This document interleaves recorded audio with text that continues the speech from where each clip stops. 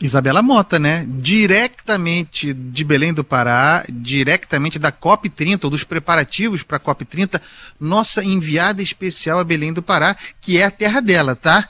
Quem manda e desmanda em Belém do Pará é Isabela Mota. Fala, Isa, boa tarde. Minha terra, tô em casa, Carlos Andreazzi. Também tô na terra do ministro do Turismo, Celso Sabino, que recebe a gente aqui hoje, fala com exclusividade ao Tem Método. Obrigada, ministro, por falar com a gente, com a Band News FM, com toda a nossa rede no Brasil. Obrigado, Isabela, Carlos, Michele, Ivan e todos os ouvintes aqui da Band. Ministro, eu quero começar perguntando justamente sobre a hospedagem aqui em Belém durante o período de COP30. A gente teve nos últimos dias a chegada dos 2 navios transatlânticos que o senhor recebeu aqui no Porto de Outeiro, o novo Porto de Belém. Muito se falava que a cidade não teria capacidade de leitos para atender todo mundo. Qual é o nosso panorama hoje? Qual que é a divisão? Quantas pessoas... A gente tem uma porcentagem de quantas pessoas estão em hotel? Quantas foram para hospedagens alternativas? Belém deu conta de atender todo mundo? Eu confesso que, apesar de ter já essa expectativa de que isso iria acontecer, confesso que eu estou muito feliz de estar vendo realmente acontecer. Assim, a frustração de algumas pessoas que acreditavam e divulgavam que a COP em Belém não seria da forma como está sendo. A gente de um limão fez uma grande limonada, muita gente está chegando aqui na cidade e esperava encontrar uma cidade feia, não preparada, desorganizada, e está tendo uma grande surpresa. Belém está totalmente preparada, com grandes centros urbanos construídos, toda sinalizada, com sinalização bilíngue, com os profissionais recebendo as pessoas que estão vindo para negociar as metas climáticas com muita hospitalidade, com diversos idiomas, a questão dos leitos, assim como a gente já aguardava, totalmente superada. O Ministério do Turismo, por exemplo, né, toda a equipe do presidente Lula trabalhou assiduamente, mas o Ministério do Turismo, por exemplo, através do nosso Fungetur, investiu mais de 300 milhões de reais para ampliação da rede hoteleira, construção de novos hotéis, ampliação de leitos nos hotéis já existentes. Enfim, ontem recebemos no novo Porto do Outeiro, que também foi feito um novo porto para esse fim, 2 grandes transatlânticos que vão, só nesses 2 navios já estamos contando com mais de 6 mil leitos. Então, questão de hospedagem superada, questão de infraestrutura superada, questão de preço de hospedagem totalmente vencida, a infraestrutura de onde será realizada a COP. Eu participei da COP em Dubai, capital do Emirados Árabes, em Baku, capital do Azerbaijão, e estou acompanhando aqui desde sempre, desde o início, a montagem dos espaços dessa COP. Posso dizer que não deve em nada, inclusive, no meu ponto de vista, está até melhor do que as outras COPs, os locais onde vai acontecer a Green Zone, a Blue Zone e as negociações. E qual que é o ticket médio para quem se hospeda em Belém? Uma diária, a gente está falando de quanto? Depende muito do tipo de hospedagem, de 1 estrela, de 2 estrelas, de 5 estrelas, e tem até hotel de 6 estrelas. As hospedagens variam de $100 até R$10 mil. Bom, ministro, prazer falar com o senhor aqui na Band News FM, a Michele que está falando. Acho difícil a gente não abordar, principalmente porque aconteceu às vésperas da COP também, a grande operação no Rio de Janeiro. Queria saber a avaliação que o Ministério do Turismo faz a respeito dessa avaliação no Rio e o impacto e o que está sendo feito pelo governo federal em relação aos impactos dessa operação que ganhou uma repercussão mundial em relação ao turismo da cidade do Rio de Janeiro e também do país. Por favor. Em relação à realização da COP, impacto zero, né? Inclusive, todos que vierem participar da COP aqui na cidade de Belém vão voltar com uma excelente imagem do nosso país. A cidade está segura, está toda urbanizada, realmente muito bonita. Aqui Belém é conhecida como uma das melhores gastronomias do Brasil, é conhecida inclusive pela Unesco. Eu quero fazer um convite especial, Carlos, Michele, Ivan, eu e a Isabela, convidar vocês para virem aqui em Belém experimentar e se deliciar com as delícias da nossa gastronomia. Agora, é claro que episódios que envolvem falta de segurança comprometem, sem dúvida nenhuma, em qualquer parte do mundo, a atratividade turística. Assim como outras cidades turísticas no mundo que passam por episódios de violência graves, diários, mas infelizmente quando acontecem episódios assim no Rio de Janeiro, parece que ganha uma dimensão global muito maior do que quando acontece em outras partes do mundo. Mas o governo brasileiro tem atuado para superar a questão da violência em todo o país, tem atuado na repressão, tem atuado na prevenção. Nós acreditamos que a principal prevenção à violência é a garantia do desenvolvimento econômico, social, intelectual, e o governo tem trabalhado nisso para ampliar o acesso de jovens à universidade, a conclusão do ensino médio. O governo brasileiro ampliou os programas de distribuição de renda. Nós estamos no menor indicador de toda a história de extrema pobreza no Brasil, 3,5%. Nós estamos com o maior número de pessoas empregadas com carteira assinada no Brasil.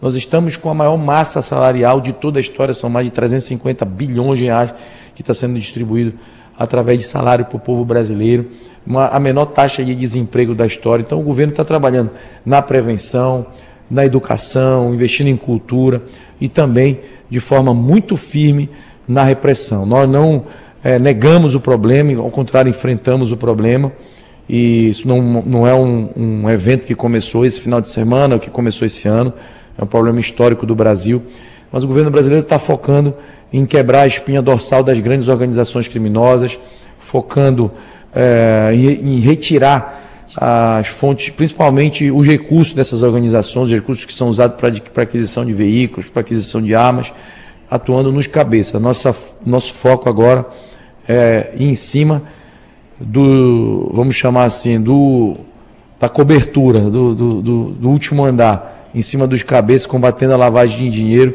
que é a principal fonte de recursos dessas organizações criminosas. Ministro, Carlos Andreas aqui, queria falar de política partidária. O senhor faz a defesa do governo, legitimamente, do qual o senhor faz parte, faz a defesa melhor do que os próprios petistas. A minha pergunta é, a União Brasil, no primeiro momento, houve uma certa crise no partido, chamemos assim, reação do partido à sua posição firme em ficar no governo. E havia uma corda esticada, tem que sair, vai ter de sair, processos que podiam culminar até na expulsão do senhor. O que aconteceu desde então? Houve uma acomodação, o partido aceitou essa condição, o partido aceita que eventualmente seja oposição, sei lá, a porção Ronaldo Caiado do União Brasil, seja oposição ao governo, permitindo que aqueles que queiram ficar com o governo fiquem? Houve um assentamento dessa condição? Em que lugar a gente está, ministro? Obrigado. Carlos, eu defendo que não deva existir projeto de poder, projeto político que não seja um projeto para o bem do povo brasileiro. Eu acredito muito no do programa do presidente Lula, o que ele tem feito pelo país. Vou estar com ele nas eleições do ano que vem e acredito muito que é o melhor caminho que nós temos hoje para o país. Um presidente que defende o diálogo, um presidente que tem sido muito atuante em todas as partes do Brasil, que tem entregue excelentes resultados em várias áreas. O turismo, por exemplo, decolou em diversos números, nós triplicamos na atividade do turismo. O partido ao qual eu sou filiado, União Brasil, infelizmente, através da sua diretoria, tem entendido o contrário, apesar de que nas fileiras dos filiados do União Brasil existem muitas pessoas que pensam igual a mim, mas no último dia 8, agora de outubro, foi aberto um processo para me expulsar do partido. Vocês todos aqui da Band acompanharam. E para minha surpresa, Carlos, eu ontem recebi uma convocação que já marcaram, ontem não tem 30 dias que abriram o processo, mas já marcaram uma reunião da comissão de ética do partido para decidir sobre a minha expulsão do partido. E olha só, os ouvintes da Band aí, eu vou falar, talvez pareça inacreditável, mas é verdade.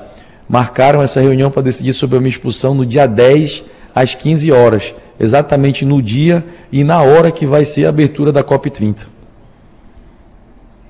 E aí, o senhor vai fazer o quê? Desculpa, Ivan, só para atalhar isso aí. Não, o Ivan vai perguntar sobre isso, né? Desculpa, Ivan, por favor.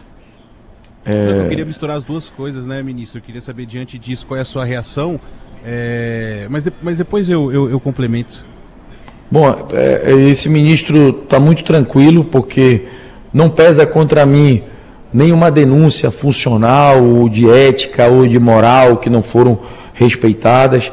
O Ministério do Turismo e esse ministro durante todo esse tempo que tem estado à frente da política pública do turismo no Brasil, tem agido com muita seriedade, com muita dedicação, e os números mostram o resultado do turismo, o resultado do nosso trabalho.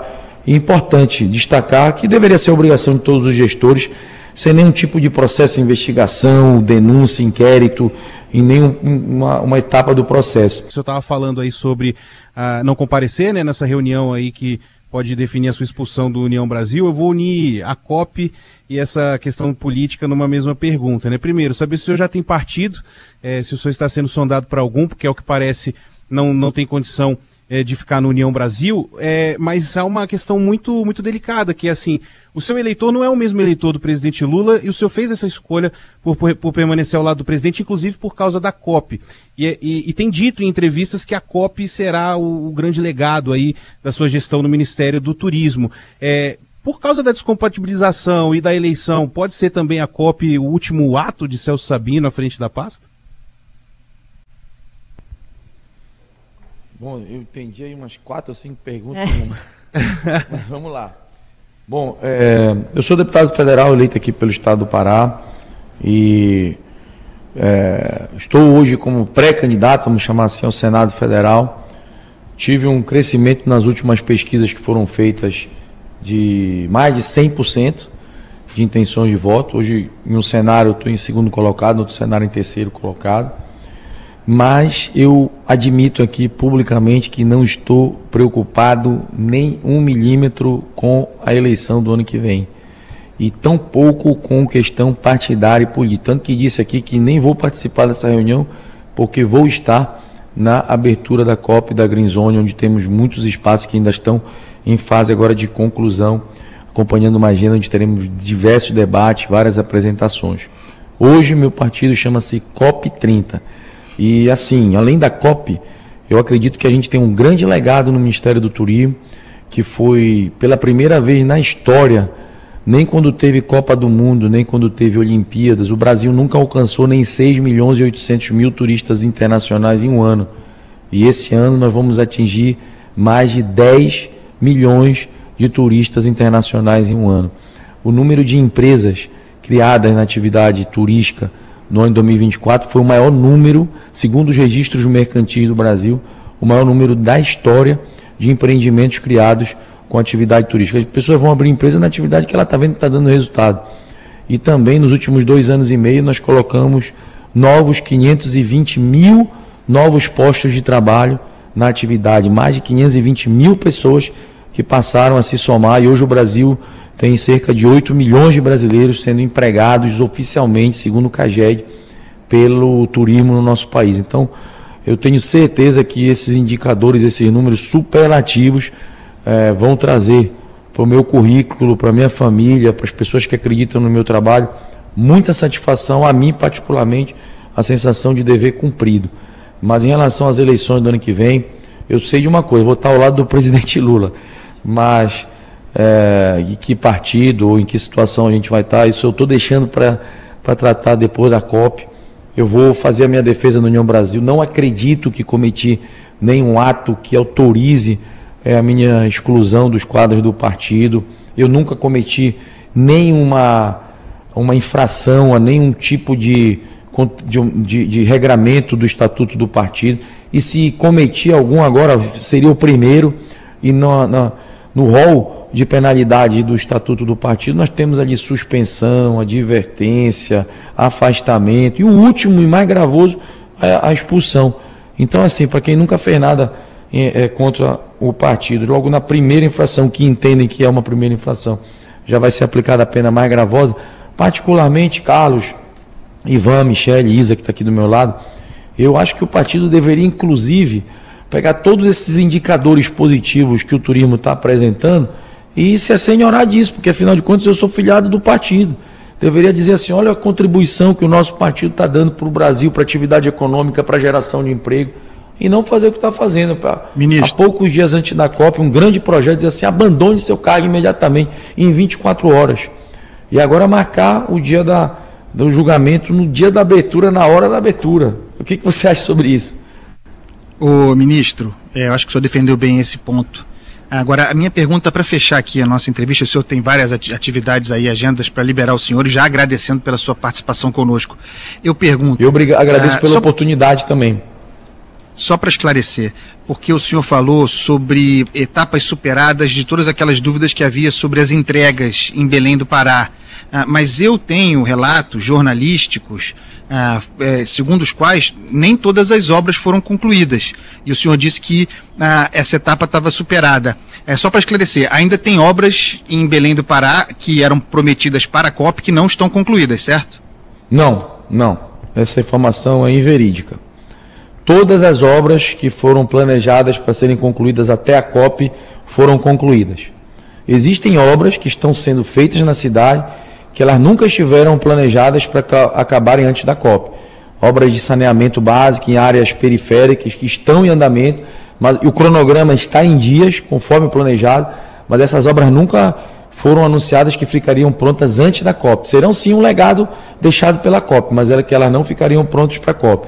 As obras programadas para a COP, por exemplo, o novo aeroporto, o novo porto que está recebendo os navios, a maior intervenção urbana na cidade de Belém nas últimas décadas, com a construção do Parque da Cidade, uma grande área de convivência e também turística para a cidade, a nova Doca de Souza Franco, a nova Tamandaré. Então, todas as obras que foram assumidas e comprometidas pelo governo federal na cidade para a COP, que estavam com o cronograma de serem concluídas até a COP, foram concluídas. Andreasa, desculpa te interromper. Então, ministro, a gente está falando de dinheiro que foi trazido pela COP, que esse investimento da COP, o senhor fala em legado, mas conclusão só depois. O governo federal investiu cerca de 4,9 bilhões de reais na cidade de Belém, na ampliação do aeroporto, na ampliação do porto, preparando, inclusive tem um sistema de esgotamento sanitário que foi inaugurado tem umas 2 semanas pelo presidente Lula, já foi concluído, mas houveram obras que foram planejadas em virtude da COP, mas que nunca o seu cronograma apontava para que a conclusão fosse até antes da COP. Muito bem. Obrigado, ministro. A gente muito agradece. Obrigado por nos receber. Um abraço, bom trabalho. E obrigada, Isabela Mota, também. Obrigada, a gente está próxima. Valeu, tem o delayzinho aqui. Ministro Celso Sabino, ministro do Turismo, Isabela Mota falando Paulo, aqui. Brasília e Pará, né? Não tem como não ter Ok, Ivan, desculpa, cortou aqui o seu comecinho. Rio de Janeiro, São Paulo, Brasília, Pará, não tem como não ter um delay, né? É isso aí.